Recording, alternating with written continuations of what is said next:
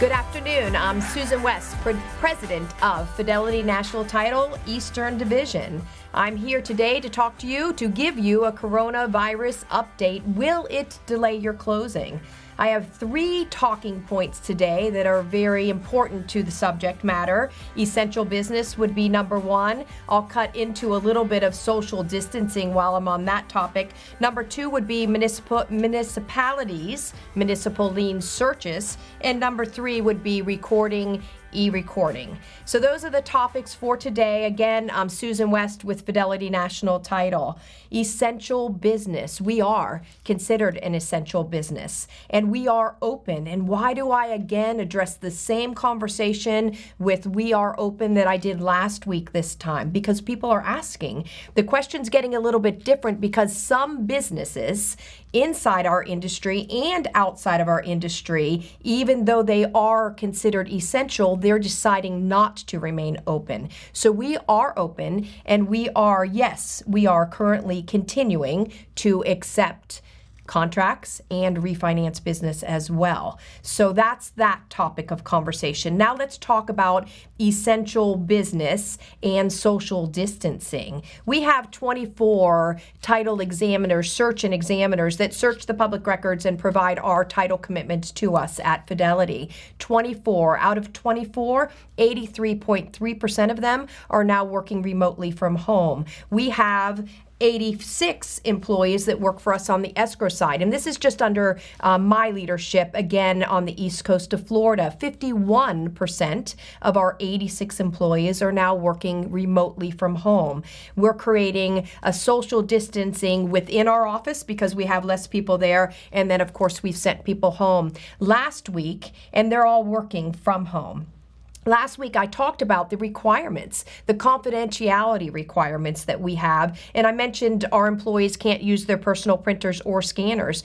Actually, what we've done since then is we can't have personal printers or scanners in their home. We're not allowing any printing to go on because we still continue to make certain we're protecting the consumer's private information. So working remotely takes a lot of effort. It takes paperless effort. It takes communication, a high level of communication between the employees at home and the ones that remain in our office. So we're still open, still doing business, and still going out of our way to protect the health of our employees and the health of the clientele. We are limiting the number of people that come into our offices. We're asking for the clients that are signing to come in only. We talked about this last week. No grandmothers, aunts, or uncles attending the closing anymore. We also spoke a little bit about this last week where whatever can be, there's nothing in our offices that can be picked up and put down any longer. So a pen, for instance, we'll hand the pen and then we offer for our clients just to go ahead and take our Fidelity pens home with them.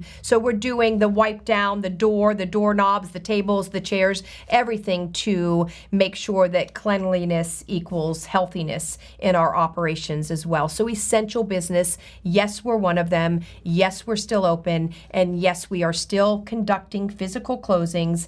And we are also still in our offices accepting new contracts, new refinance business. Let's move on from that conversation and talk a little bit about municipalities. How do municipalities impact the real estate industry? Well, they create municipal lien search reports. We have third-party vendors that go to the municipalities in order to accumulate the information required to complete a municipal lien search. A couple of the municipalities have closed. That impacts their ability to get the information that's needed for the municipal lien search, which is required for closing.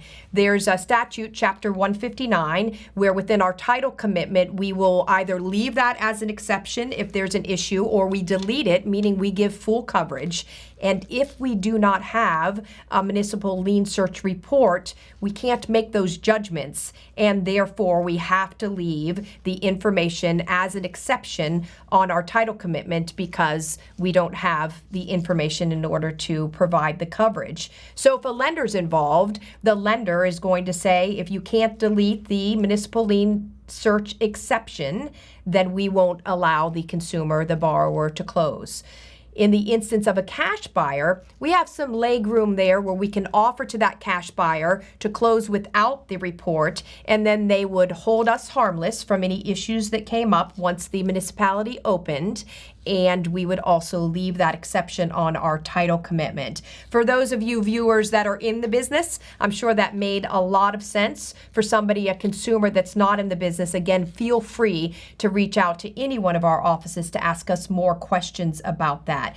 The other thing to talk about where municipalities and municipal lien searches are required is the conversation, what if I have a report in my file from 90 days ago? Typically, in yesterday's world, before the coronavirus, we would go to the municipality or go to the vendor and ask them to update that report.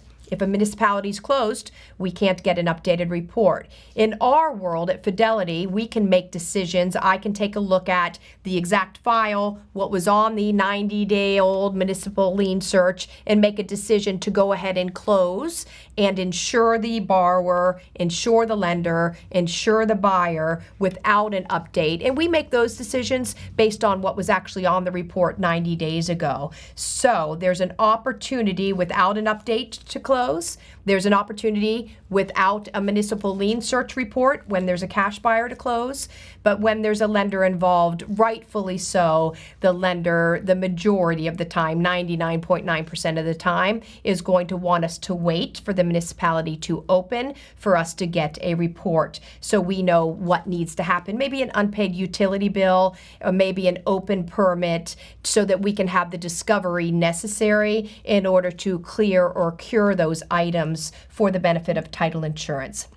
I trust all of that made sense. The good news is, if it didn't make sense, please call, please reach out. The other thing is, if you'd like to know the municipalities that are currently closed, reach out to one of our offices and we can provide that information as well.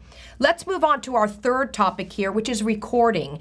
People are concerned if the clerks close, how will we be able to record the instruments needed in a real estate transaction? The good news is, for some time now, our 19 offices have been using e-recording, electronic recording. We use that platform in order to electronically record the deed, the mortgage, any documents needed to be recorded within a real estate transaction in the public records. We're still able to use that vehicle, even as 17 of the counties have closed their clerk's office for public entrance, so no one can go there anymore. They are still open internally to receive and certify the electronic recording documents. So as long as that's happening, our risk continues to be minimum because, again, I'm not going to give you a title insurance lesson today. We do insure the gap, which I'm not going to talk about today. We'll talk about that conversation when the coronavirus is over. But for now, know that electronic recording gives us the ability, which we've always have and we've been utilizing even before the coronavirus. It gives us the opportunity to record electronically, which means the clerks can stop accepting people from coming into their office and business as usual. Now, the next question that comes up where recording is concerned, what if some of or all the counties go to a business model where they decide they're actually going to close their office, or they're not going to even allow enough employees to electronically record?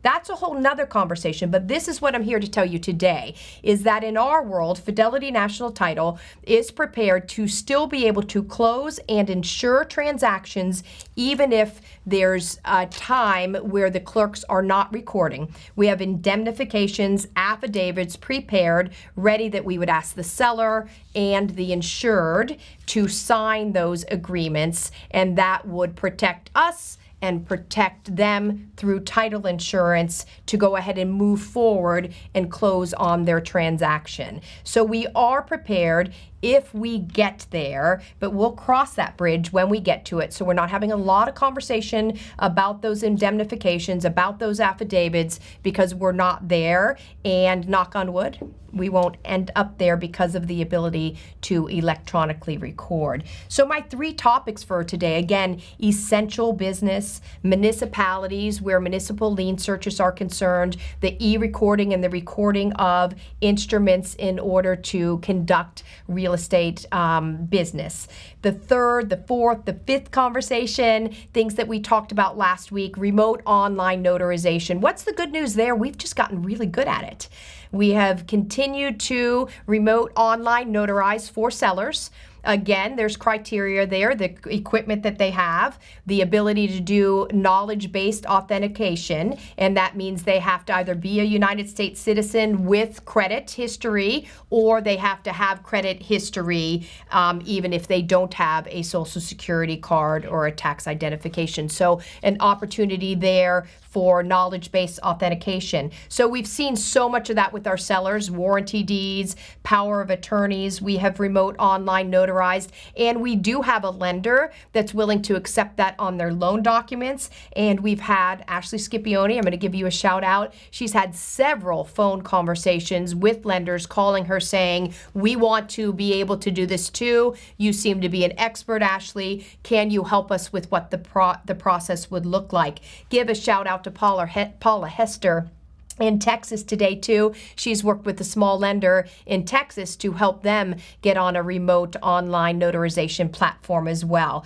So I love that our company, Fortune 400 company, we're in each local market, providing opportunities for people to feel healthy and secure and trust us to be able to have us close their transactions. And on a national level, we've been able to really be a resource for lenders and for real estate operations. We've been able to be a knowledgeable resource to help them through this time as well. So remote online notarization has been a big topic for us where lenders are concerned now, as well as sellers on real estate transactions. And then we have the coronavirus addendum. I spoke about that last week. Still an ongoing conversation. We're starting to see them on new contracts, and I imagine we'll continue with that conversation more as people begin to exercise the options and the opportunities within that addendum. And then we also spoke last week about force majeure. That continues to be a hot topic in the real estate world with the coronavirus right here amidst us.